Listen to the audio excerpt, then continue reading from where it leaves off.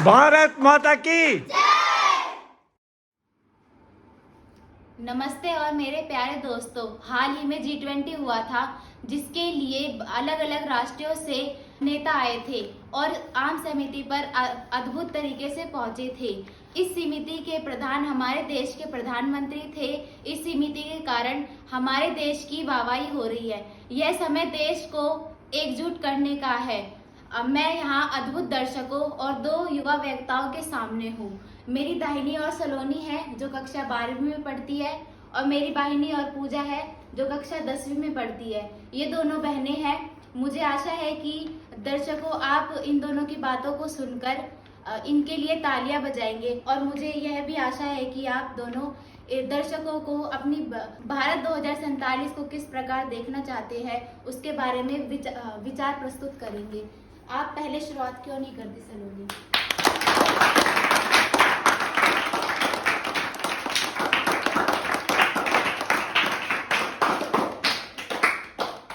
आज भारत 2047 के मंच पर मुझे आमंत्रित करने के लिए मैं आप सभी का धन्यवाद करती हूँ। मैं अपने भारत के बारे में कैसा सोचती हूँ, यह बहुत ही गहन और महत्वपूर्ण विषय है। मेरे जैसे ऐसे लाखों लोग होंगे जो आने वाले 25 सालों के बाद भारत के भविष्य में अपना भविष्य देखते हैं। अगले 25 सालों की यात्रा के बाद नए भारत का अमृत काल है। अमृत काल वैदिक ज्योतिष से आया है। यह उस समय अवधि को बताता है जिस समय सभी प्राणियों और मनुष्यों तथा स्वर्गदूतों के लिए आनंद के द्वार खुल जाते हैं। इस अवधि में किया गया कोई भी कार्य शुभ माना जाता है और यही अमृत काल हमारे भारत को आगे विकास की ओर ले जाएगा। ये अमृत काल हमारे दृढ़ संकल्पों को पूर्ति करेगा और हमें आज़ादी के 100 सालों तक ले जाएगा। भारत तेजी से प्रगति कर रहा है और मेरा मानना है कि आगे चल के भारत अपना विकास करने के बाद हर क्षेत्र में विकास होना चाहिए। हरियाणा भी अच्छा प्रदर्शन करता है, दिल्ली भी अच्छा करता है और राज्य भी सारे स्टेट अच्छे प्रदर्शन करते हैं। इसी को ही जैविक विकास कहा जाता है। हर जगह खुशहाली हो, हर जगह संपन्नता हो। आज़ादी के 100 साल बाद 2047 में भारत के बारे में मेरा दृष्टिकोण बहुत ही स्पष्ट है। मुझे लगता है कि भारत एक वैश्विक शक्ति के रूप में उभर रहा है। दुनिया के लिए, भारत के लिए और हमारे लिए एक स्थायी समृद्धि ला रहा है। स्थिरता व समृद्धि 2047 में भारत के बारे में मैं ऐसा सोचती हूँ। ये दो शब्द बहुत ही महत्वपूर्ण है, स्थिरता और समृद्धि। जी हाँ, समृद्धि और स्थिरता। जब मैं समृद्धि कहती हूँ तो मेरा मतलब है कि 2047 के आने तक भारत में गरीबी खत्म हो जाएगी और सभी क्षेत्र अपना अच्छा प्रदर्शन देंगे। समृद्धि का दूसरा पहलू मुझे लगता है हम सभी के लिए जो महत्वपूर्ण है वह है मजबूत सुरक्षा जाल। इसमें स्वास्थ्य देखभाल, अन्य सहायता, आय सहायता, पेंशन आदि शामिल है। सामाजिक कल्याण से जुड़ी सभी समस्याओं का समाधान होना चाहिए। तीसरा पहलू जो समृद्धि के लिए बहुत ही ज़्यादा महत्वपूर्ण है वह है विश्व स्तरीय शिक्षा प्रणाली। हर क्षेत्र में अच्छी शिक्षा होनी चाहिए और ये एक इंटरनेशनल लेवल की तरह उभर कर सामने आना चाहिए। इसीलिए जब मैं समृद्धि के बारे में बात करती हूँ तो मेरा फोकस सिर्फ 3 बिंदुओं पर ज़्यादा जाता है। पहला है गरीबी का अंत, दूसरा मजबूत सुरक्षा जाल और तीसरा विश्व स्तरीय शिक्षा प्रणाली। अब मैं दूसरे शब्द पर आती हूँ, स्थिरता। स्थिरता समृद्धि से आप क्या समझते हैं? समृद्धि स्थिरता के इर्द गिर्द घूमती है और यदि हम वास्तव में स्थिरतापूर्ण समृद्धि लाना चाहते हैं तो हमें एक बेसिक नींव की ज़रूरत पड़ेगी, एक आधारभूत नींव की। वो आधारभूत नींव है ठोस संवैधानिक लोकतंत्र। हमारे भारत में ठोस संवैधानिक लोकतंत्र स्थापित करना चाहिए जिसके चलते एक भारत अच्छी प्रकार प्रगति कर सकेगा। एक बार जब हमारे यहाँ संवैधानिक लोकतंत्र स्थापित हो जाएगा तो हम शुद्ध शून्य के करीब पहुँच जाएंगे। जलवायु परिवर्तन के कारण हमारा ग्रह अस्तित्वगत संकट का सामना कर रहा है। हमें शुद्ध शून्य परिप्रेक्ष्य पथ पर रहना होगा। और जब स्थिरता के मैं तीसरे पहलू पर आती हूँ तो वह है उच्च स्तरीय उच्च तकनीक वाली सेना। हमारे भारत में 2047 तक आते आते भारत में एक उच्च स्तरीय सेना की व्यवस्था होनी चाहिए जो हमारे भारत की और हमारी रक्षा करती है। हाल ही में दिल्ली में संपन्न हुई G20 बैठक में हमने दुनिया को यह रास्ता दिखाया कि आज हम जिस स्थितियों का सामना कर रहे हैं उसमें भी आम सहमति संभव है। हमें भारत में ऐसा निर्णय करने की ज़रूरत है जो भारत में टिकाऊ हो। यह भारत के लिए मेरा दृष्टिकोण है, मेरा विचार है। धन्यवाद।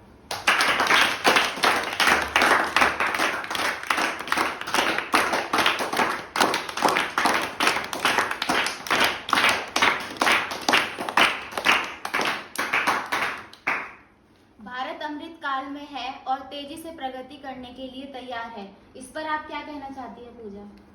भारत 2047 पर अपनी राय देने के लिए आपने मुझे आमंत्रित करा, इसके लिए मैं आपका धन्यवाद करती हूँ। मैं मेरी विद्यमान सहकर्मी को भी धन्यवाद देती हूँ जिन्होंने अभी 2047 में भारत को कैसा देखती हैं उसके बारे में बताया।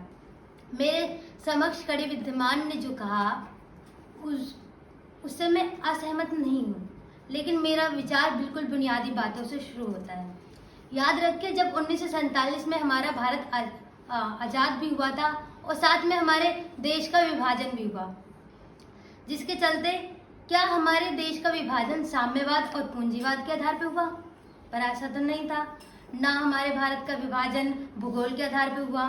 यह दक्षिण कोरिया और उत्तरी कोरिया, दक्षिण वियतनाम, उत्तर वियतनाम, पूर्वी जर्मनी, उत्तर जर्मनी, जाहिर है नहीं भूगोल के आधार पर। यह एक तरफ उत्तर और दूसरी तरफ दक्षिण तो नहीं था। हमने एक साधारण सिद्धांत के आधार पर विभाजन किया। क्या धर्म हमारे राष्ट्र का आधार होना चाहिए? जिन्होंने कहा हाँ, वो एक अलग देश बनाने चले गए और उसका नाम दिया पाकिस्तान। और जो भारत में रहे उनमें शामिल थे हमारे महान स्वतंत्रता सेनानी जैसे महात्मा गांधी, डॉक्टर भीमराव अम्बेडकर, पटेल, मौलाना आज़ाद, ये सब, जिन्होंने कहा है नहीं, हमने सबके लिए संघर्ष करा है और हम सबके लिए एक देश बनाएंगे और बनाए रखेंगे। और उस प्रक्रिया में उन्होंने समावेशी भारत के लिए संविधान का निर्माण किया। इससे कोई फर्क नहीं पड़ता कि आप कौन सी जाति से हैं, आपकी त्वचा का रंग क्या है, आप कौन से धर्म को मानते हैं, आप कौन सी भाषा बोलते हैं, इससे कोई फर्क नहीं पड़ता। आपको संविधान के तहत सभी अधिकार प्रदान किए जाएंगे। यही भारत का विचार मेरे लिए बहुत मायने रखता है। हम अलग अलग हो सकते हैं, हमारी जाति, धर्म, संस्कृति, रीति रिवाज, व्यंजन और दृढ़ विश्वास सब अलग हो सकते हैं, पर हमने यहाँ पर आम सहमति के इर्द गिर्द की बात करी। और आम सहमति लोकतांत्रिक विचार पर खड़ी होकर कहती है कि हमारे जैसे बड़े विविधता वाले देश, आपको ऐसा करने की जरूरत नहीं है। आप हर समय सहमत रहें, ऐसा जरूरी नहीं है। जब तक आप नियमों पर सहमत हैं, आप सहमत नहीं हो सकते, लेकिन आप असहमत होने के लिए सहमत हैं। मेरा विचार है कि यही भारत को कायम रखेगा, यही भारत की उम्मीद है और यही भारत का आधार है। मैं भी भारत का सपना देखती हूँ। सच कहूँ, जहाँ हम एक अच्छी नौकरी का सपना देखते हैं, वहीं हम चाहते हैं कि हमारे घर से 5 किलोमीटर से भी कम दायरे में एक स्वास्थ्य क्लिनिक हो, बच्चों के लिए स्कूल, 2 समय का भोजन और बारिश और धूप से आश्रय। हमारे बच्चों के बेहतर जीवन के लिए एक सभ्य नौकरी। हम युवा पीढ़ी एक बेहतर भारत चाहते हैं, लेकिन जिस संविधान से हमने शुरुआत करी, हम उसी को घायल कर रहे हैं, उसी को चुनौती दे रहे हैं। क्या हमें वैसा भारत मिल पाएगा जैसा हम चाहते हैं? यह एक बहुत बड़ा प्रश्नवाचक चिन्ह है। मेरे विद्यमान सहकर्मी ने जो कहा वह बिल्कुल ठीक है।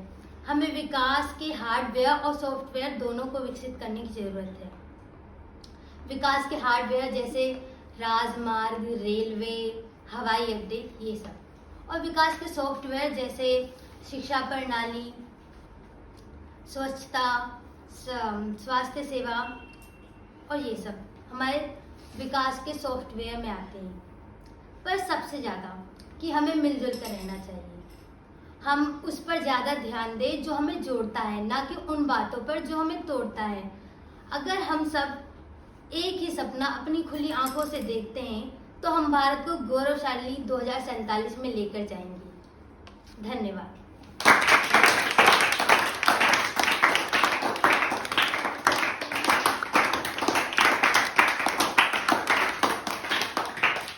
मैं सलोनी और पूजा को उनकी राय देने के लिए धन्यवाद कहती हूँ कि वे भारत 2047 को कैसा देखना चाहती है।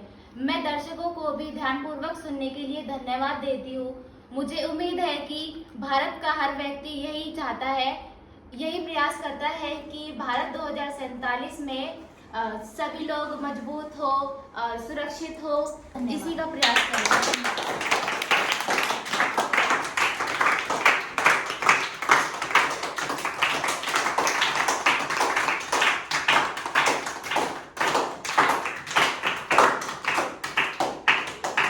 भारत माता की